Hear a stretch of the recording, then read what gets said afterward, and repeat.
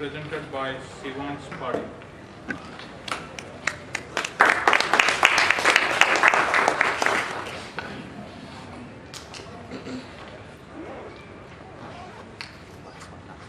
This one? So this one.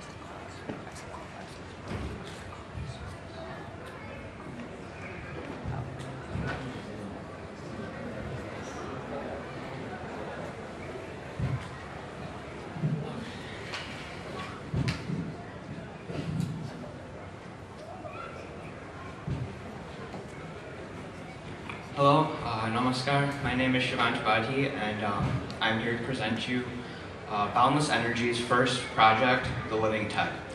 It is a renewable energy source, alternative, green, and I think it'll revolutionize the world we live in today. So, an overview of what Boundless Energy is. It's a company that strives to find alternative energy sources that rival the ones that are there today, but also to use them in an efficient manner so it advances the world. The Living Tech is the first project that Boundless Energy is doing, and I think you'll be interested on how it works. So the problem with what we have today is we have tons of technological gadgets. I'll just look at this room. And usually when you're in a remote area of some sort, or in some kind of cruise, or on a plane, or on a long road trip, it's hard to find an outlet to recharge these devices at any given time. The solution that we're proposing is to use the excess human body heat, convert that into electricity, and use that to recharge your devices. Basically, we want you to become the outlet for all of your energy needs. So it sounds kind of outlandish at first, but here are the numbers. A typical smartphone battery has the following specifications. It's about 5 volts, gives about 3,000 milliamp hours, and is about 0.625 watts. The body produces about 116 watts per hour on average. That is a tremendous amount of energy, and that's more than enough to power multiple electronic objects at once. So, marketing and revenue standpoint, competition-wise, currently there is no commercial product in the market today that provides this kind of capability. Therefore, if we are the first to enter, we will have a huge revenue potential. Speaking of revenue, think about this. There are 7 billion people in the world. About 6 billion of them are cell phone subscribers. If we target only 10% of them at $19.99 per unit, that generates about $12 billion. And that's just a drop in the ocean. And if a drop is that much money, just imagine how much the ocean is. So, marketing standpoint, we want to sell this technology directly through cell phone operators, like AT&T, Verizon, T-Mobile, because they can sell this in a plan or some kind of package with their phones, and it directly gets to the market. Internet and TV ads with Facebook, YouTube, newspaper, they arouse public awareness.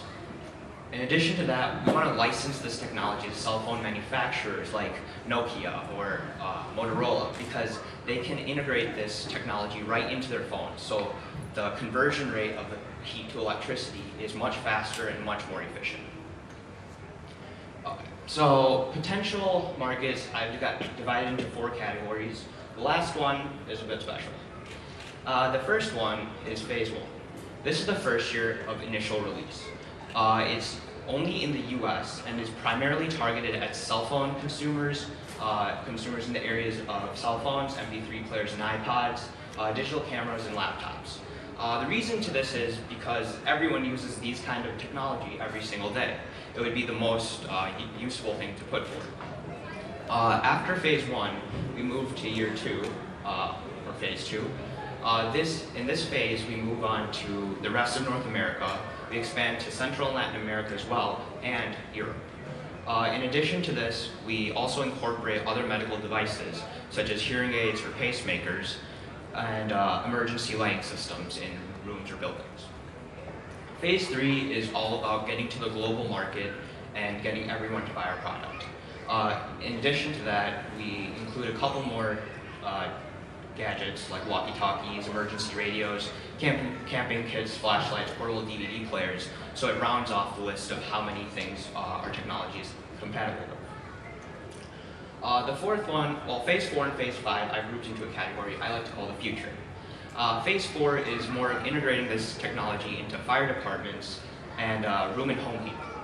And then Phase 5 is something I like to call a futuristic style hybrid home. What happens is, say this room is our home. In each of the walls and in the ceilings, this technology is installed. And so throughout the day, throughout the night, it takes your body heat that you're radiating, collects it and converts that into electricity, and stores that electricity into a battery. And then the homeowner can set a certain time, say from 8:30 a.m. to 12 o'clock p.m. And from that time, the traditional electricity is turned off, and the electricity that has been generated from your body heat turns on. So therefore, when your electrical bill comes to your house, it's almost half, because you're not using the same amount as you are previously. Okay, so financial-wise, startup capital, we need about $250,000. Reason, this is for 1 year's rent of expenses, we think about $75,000. We want to take this technology and put it into a niche semiconductor chip, and negotiations with semiconductor companies for this would be around $55,000. Intellectual property rights and patents, $10,000. Accounting and legal work, another $10,000. And then advertising would take about $100,000. Because of the way we're structured, we should break even within the first 6 months. This is a chart with all the profit and loss statements. As you can see, first year, because it's just at US, gross income is $1.2 billion. However, the expenses in the first year are always at this peak, and so by that time, the net profit is about $600 million.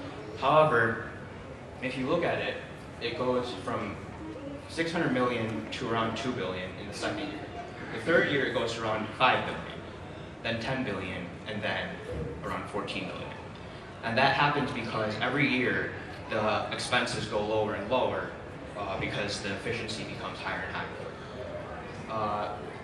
So that's that. And then here's a graph showing the total gross income on blue, total expenses on the orange, and the net profit and loss on the red.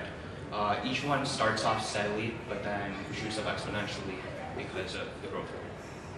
And now, I'd like to demonstrate this concept with what's in that box.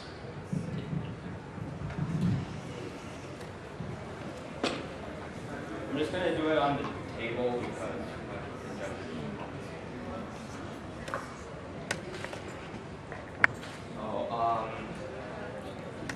so I think that time is basically what this is just a prototype. It's just a proof of concept. This is a Peltier chip. What it does, it takes the Peltier effect / Seebeck effect, and it, using thermocouples inside, it takes the temperature differential from the heat of your hand. I'm just going to use my hand for this demonstration. And the temperature differential, the heat and the cold. Thermocouples inside are getting electric current. Goes through here, gets the light. So I'm going to do any trick. Put it on, and if the lights are turned on, you guys can see here. And even when I take off my hand, it continues to light because the electric current is still there. So basically, that's just a proof of concept. And even though it's such a small thing, it can be made into anything like a belt. You can put in your shoe, anything. And you put in flashlights, and it can be mass produced. And with that, I'd like to leave you guys with Boundless Energy's Hope for the Future. I want you to imagine a world where you are the source of power for all your energy needs. Thank you.